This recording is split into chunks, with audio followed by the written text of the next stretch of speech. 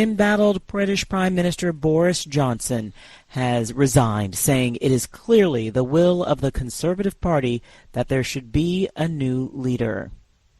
In those arguments, and of course it's painful not to be able to see through so many ideas and projects myself. But as we've seen at Westminster, the herd instinct is powerful. When the herd moves, it moves. And my friends, in politics, no one is remotely indispensable. Johnson had rejected calls from his own cabinet to step down over several ethics scandals. He gave in after more than 40 ministers quit his government and told him to go. Johnson said he would stay in office while the Conservative Party chooses a leader who will replace him as prime minister. His resignation comes just weeks after he survived a no-confidence vote within his Conservative Party after he was fined for one of those scandals, violating his own COVID-19 lockdown rules by holding parties at Downing Street. Russian officials lined up to celebrate the downfall of Boris Johnson Thursday, with a leading tycoon saying the British leader got his just reward for arming Ukraine against Russia. The Kremlin said it, too, was no fan of the British leader, whose parents named him Boris after a Russian emigre. A Kremlin spokesperson said, quote, "He doesn't like us, we don't like him either," end quote. Ukrainian President Volodymyr Zelensky said Wednesday that weapons supplied by Western allies are helping to disrupt the efforts of Russia's military. In his nightly video address, President Zelensky said the weapons' accuracy, quote, "is exactly as needed," end quote, and, quote, "significantly reduces the offensive potential of the Russian army," end quote. He also pledged to regain control of all of Ukraine's territories. Greece's prime minister ruled out an early election Thursday. Prime Minister Kyriakos Mitsotakis was elected in 2019 and said his priority was stability to complete reforms. His conservative government wants to take advantage of its 4-year term's financial stretch to recover the ground lost in tackling crises such as the COVID pandemic and to continue economic reforms. The Prime Minister's New Democracy Party is leading in opinion polls, but its popularity has been hit by soaring energy prices, aggravated by Russia's invasion of Ukraine. The leftist opposition party has urged him to call an early election. Former Minneapolis police officer Derek Chauvin will be sentenced Thursday on charges of federal civil rights violations in connection with the murder of George Floyd in 2020. AP correspondent Donna Warder has more. When Derek Chauvin pleaded guilty to a federal charge in December, he agreed to a sentence of 20 to 25 years. Prosecutors want the full 25, saying the former Minneapolis police officer's actions were cold-blooded and needless. Chauvin's defense argues that Chauvin accepts responsibility for what he did and should get 20 years. U.S. District Judge Paul Magnuson will make the final decision. Chauvin already was given a 22-and-a-half-year prison sentence from a state court for murdering Floyd. I'm Donna Warder. Cell phone video captured the white officer kneeling on the black man's neck for more than 9 minutes despite Floyd pleading for his life.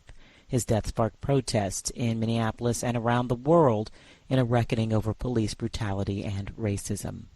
Hong Kong has announced that it's shelving a COVID flight ban measure that has left dozens of flights canceled in recent months. AP correspondent Karen Chalmers says more. Government officials announced the city will no longer ban arriving flights because they had brought in passengers that tested positive for COVID-19. Previously, a 5-day flight route ban was imposed on airlines if at least 5 passengers tested positive for the coronavirus on arrival. That has caused about 100 flight cancellations since the beginning of the year. The measure, which thwarted travel plans for thousands of people, was reversed after officials reviewed data and took into account the current peak period for international students returning to Hong Kong. I'm Karen Chamas. Meanwhile, China's capital city has announced a COVID-19 vaccine mandate for entering certain venues. Beijing said Wednesday that most people will need to be vaccinated before entering in-person training centers, sports centers, entertainment venues, and other social gathering spots. The mandate goes into effect next Monday and is the first in China to be imposed at such a large scale. And recapping our top story, embattled British Prime Minister Boris Johnson has resigned, saying it is clearly the will of the Conservative Party that there should be a new leader.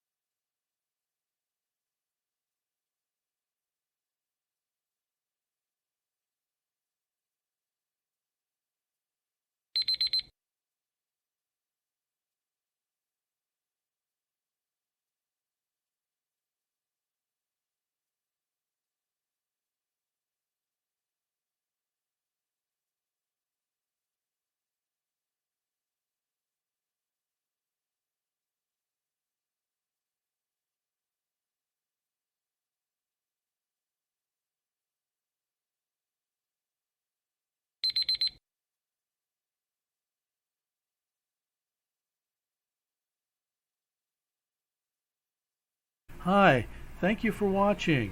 I hope the videos are useful for you. Please subscribe to my channel using the button below.